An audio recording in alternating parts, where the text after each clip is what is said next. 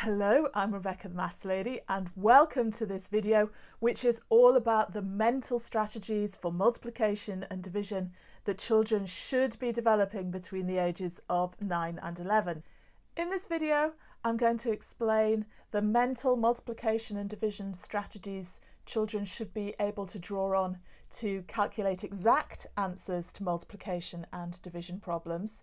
And I'll also talk about how they develop strategies for estimating the answers to multiplication and division calculations effectively. So if you don't need this video, here's your skip link to your next one, which is all about practical problem solving at this age. There are no particular videos you need to watch before this one. You need to have a general sense of division being sharing fairly and counting groups. And if this video goes a little quickly for you on the multiplication strategies, there is an easier video about mental multiplication strategies for children aged 7 to 9, which you might find useful. And here's a link to that one now. But we will cover those strategies again in this video, just with harder numbers. Okay, let's get started with 4 strategies for calculating exact answers to multiplication problems mentally. Now, all of these strategies only work for certain numbers. That's the beauty of written methods. They work for every single calculation. These don't. You have to pick your numbers carefully. And the ultimate skill for children is being able to look at any question and pick a method that suits it. But it's really helpful for teachers and tutors to go through a stage when they check that they understand all the key strategies they're likely to come across. And that's what we're going to do now. So the first strategy we're going to look at is doing the calculation in parts. So if you look at a calculation like this one, try and do that in your head now.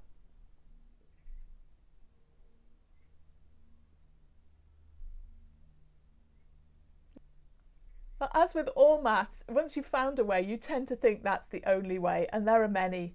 With this one, there are 2 obvious ones, and they are both to do with doing this in parts. One is to do it this way in parts, putting together lots of 102 until you've got 21 of them. You might do 10 lots, which is going to be 1020, and you might add another 10 lots, which is going to be 2040, and then add on 102, so that's going to be 2142. Or you might do 10 lots and double that, and then add on the extra one, or you might be able to go straight to 20 lots of that. But you're working that way. Or you might work the other way and do 100 lots of 21, which is going to be 2100 or 2100, and add on 2 lots of 21, which is going to be 42. So that's going to be 2142. And that way is actually easier, and it's nice to work both ways and puzzle out which one's best. Sometimes you can only do it one way because the numbers are just too complicated the other way. So your first strategy was to do the calculation in bits. The second strategy is to do more than the calculation and then knock some off. Let's look at an example. 58 times 99. Can you do that in your head?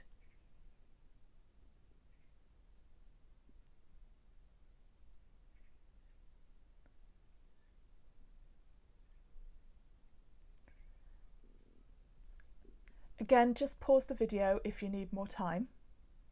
Most people who can do this in their head do it by doing 100 lots of 58, which is 5800 or 5800, and then knocking off a 58. So that would be 5742. What we're doing is we're actually doing 58 times 100.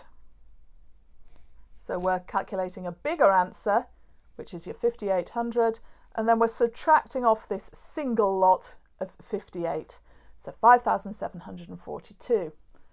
Again, there's slower versions of that with easier numbers in the other video if you want to delve into it a little deeper. Now I'm going to introduce the third strategy. Have a look at this question, 51 times 16. Again, pause the video if you need a little time to puzzle out your own strategy. There are lots of ways of doing this one, and there's a good chance you didn't choose mine. But the one I want to look at now is that for multiplying by 4, 8, 16, 32 and so on, you can use repeated doubling. So if we double 51, we get 102. If we double it again, we get 204. That's 4 times it. Double it again, 408, and double it again is 816, and we're done. And again, you could illustrate it with array showing 1 strip, then 2 strips, then 4 strips, and then 8 strips and 16 strips. If you got it a different way, when we've done all 4 strategies, try and see if you can describe which of those strategies you used. You might have used more than one. Let's just look at the last strategy now.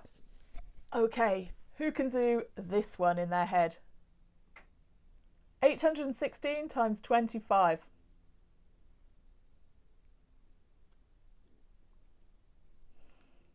You will come across children who can do this, and it's because they've got a specific trick. And that trick is based on them knowing that there are 4 25s in 100. So if this number will divide by 4, which if you look at it, it will, we can split that into 4 equal parts of 204. It becomes 204 times 4 times 25. Which becomes 204 times 100, which is going to be 20400, or 20,400. And if you can see that trick, it does become doable in your head, especially with a little bit of practice. And the trick here is to spot useful factors of one of the numbers you're multiplying that will multiply up the other number to a nice friendly number you can work with. So strategy number 4 is to use factors. And if we look at that using array, what you're actually doing is getting your scissors out and snipping it into 4 equal parts this way, and moving the parts into a different shaped rectangle, one above the other, and that new rectangle is going to be 204 units wide and 100 units high.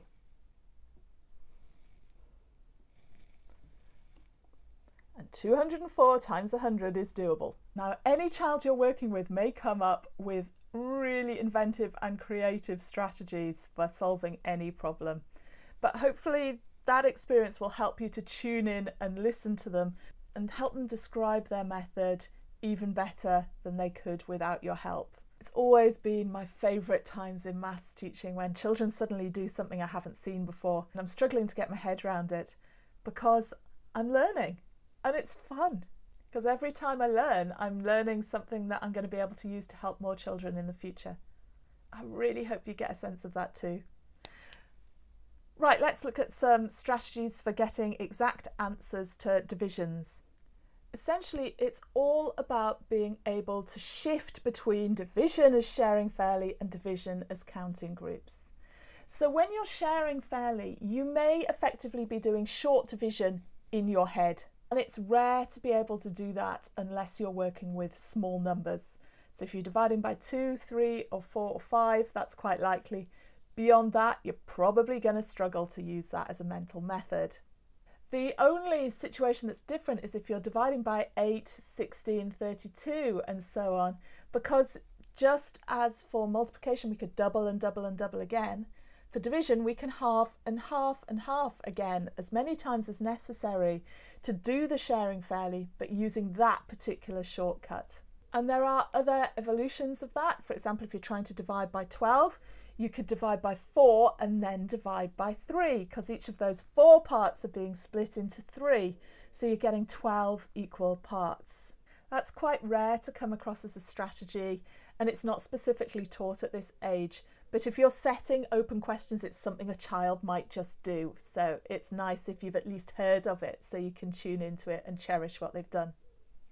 Okay, I've got another question for you. 39 divided by 13. What's the answer and how did you do it? Pause the video if necessary.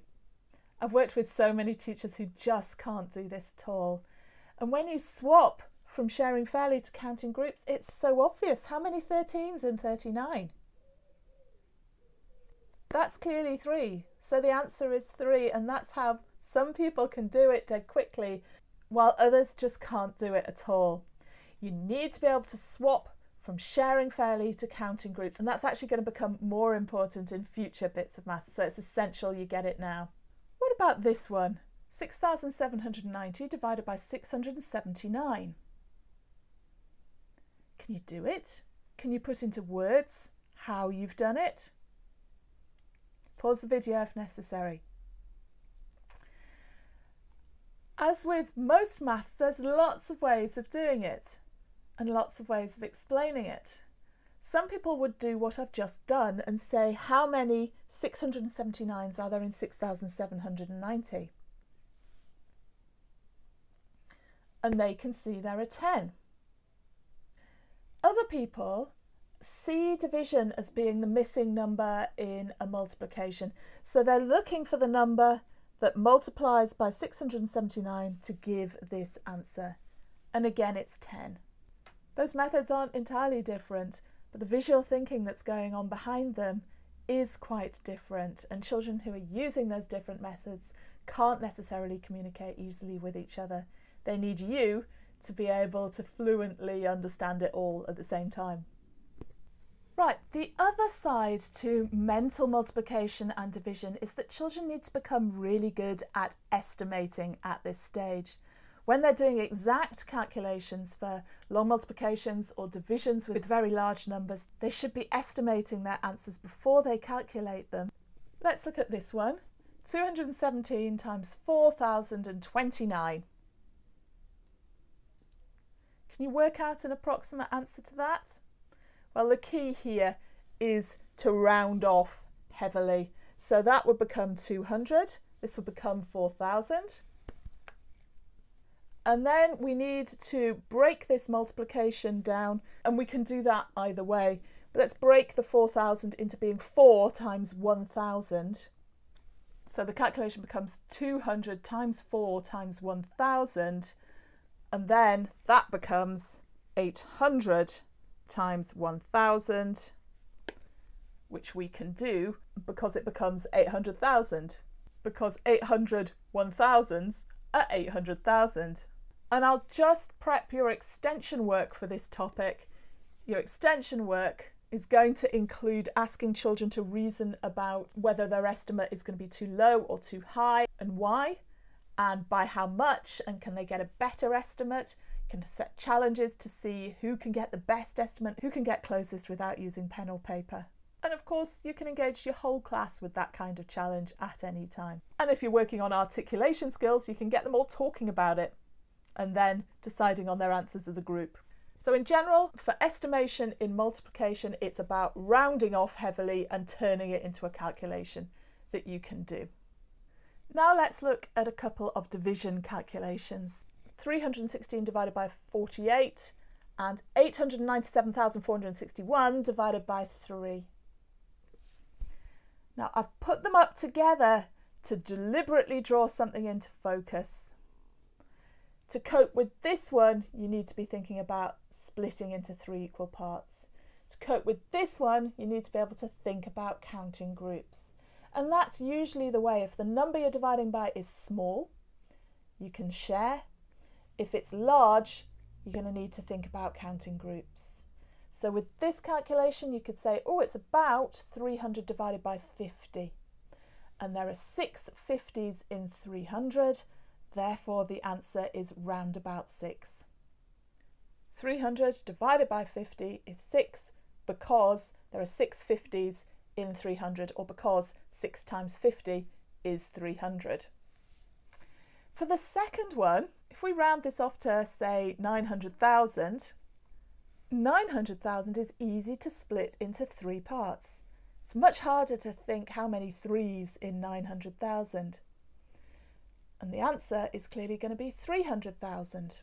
And again, you can check that through multiplication. 3 lots of 300,000 is 900,000. So you're done.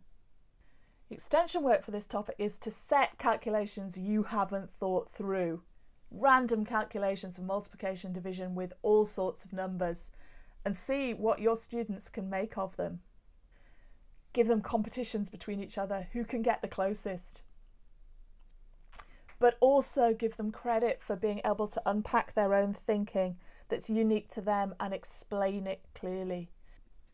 With calculations like these, can they work out if their estimated answer is too large or too small? Can they explain how they reached their conclusion? All great extension work. So your takeaways from this video are that you as a teacher need to be comfortable and familiar with 4 strategies for exact multiplication using mental methods. You need to be able to do the calculation in parts, working left to right or right to left.